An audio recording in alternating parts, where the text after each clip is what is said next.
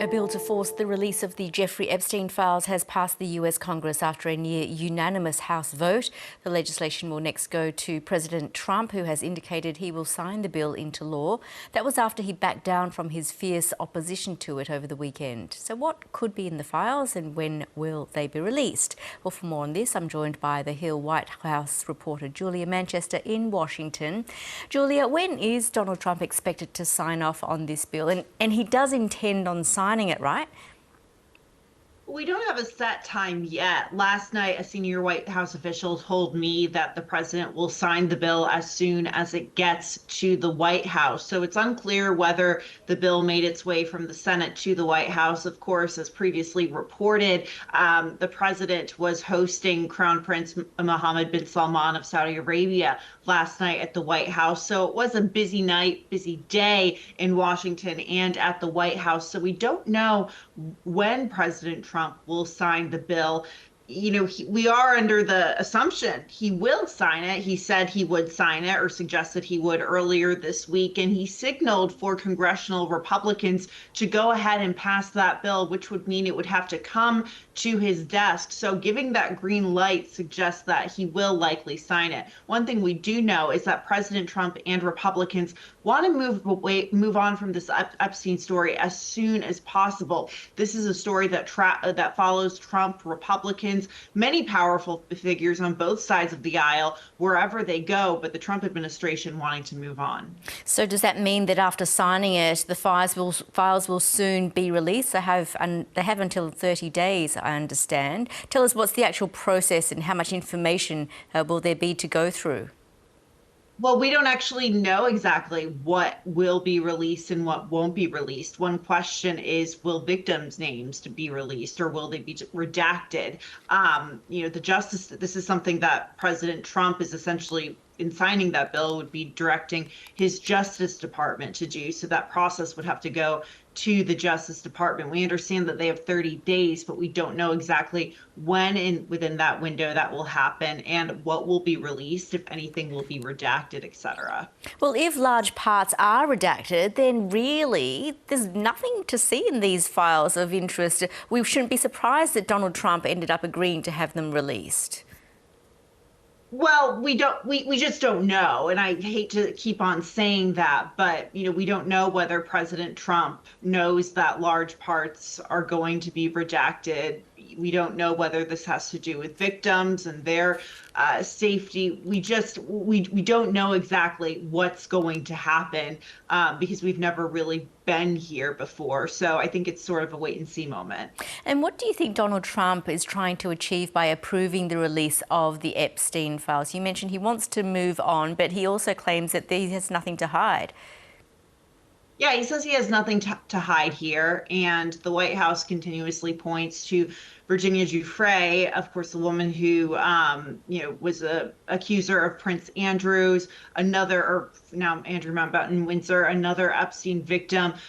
She took her own life earlier this year, but in her memoir, she said that she suggested that President Trump did not, take part in any wrongdoing when it came to her.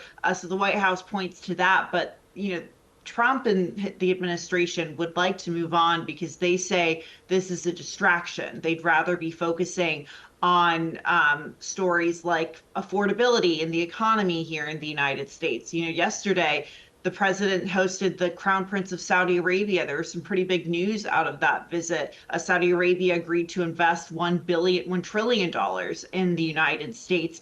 The two countries signed a strategic defense agreement, making Saudi Arabia a non-NATO major ally. But yet the Epstein files were the top story and were overshadowing that news. So the administration would rather focus on something else. On top of that, we know that the Epstein story is just deeply unflattering and really damaging to anyone who really comes into contact with it. We can talk about what happened to the former Prince Andrew. It brought down the former UK ambassador to the United States, economist Larry Summers, who was on the Democratic side of the aisle, has had to step away from public duties because of his ties to Epstein. So this is a story that no one wants to touch. Do we know who else could possibly be implicated if all of this information is made public? No, but I mean, there's the idea that there could be very powerful people implicated. I mean, we obviously haven't seen the files yet. There have been, other potentially powerful people linked to Epstein who have been floated as being in the files, like President Bill Clinton, for example. But we don't know exactly who's going to be in that yet. And Julia, were you surprised that there was one dissenter who didn't vote for these files to be released? Well, it was one representative in the House. The Senate voted unanimously, but that lawmaker cited concerns over the privacy of victims.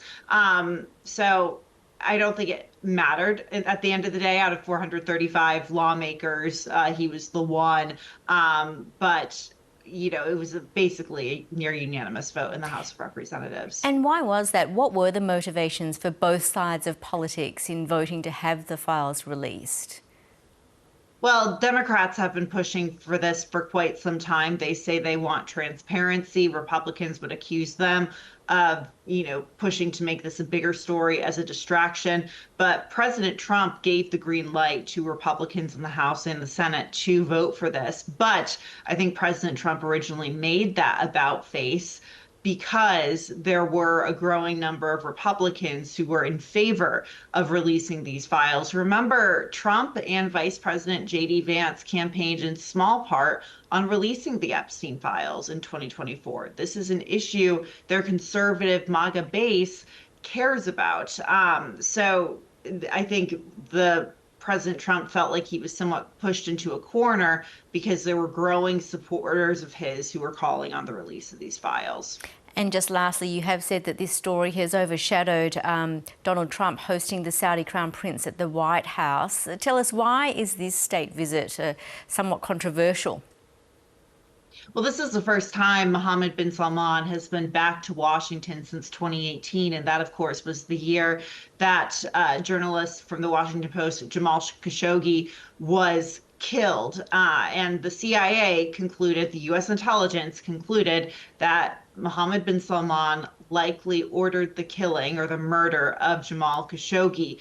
Yesterday, in the Oval Office, sitting next to bin Salman, President Trump seemed to contradict his own intelligence when he said that bin Salman had no idea about what happened. And on top of that, for 2 decades in the United States, there's been questions over Saudi Arabia's role in 9/11 and to what extent the country was involved in those terror attacks. So a lot of the 9/11 victims' families, for example, were not happy with bin Salman visiting the United States in such an ornate fashion. I mean, it is rare that a foreign leader comes to visit the White House and he gets such an elaborate arrival ceremony, for example. So a lot of eyebrows raised yesterday.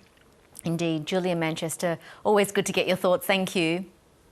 Thank you.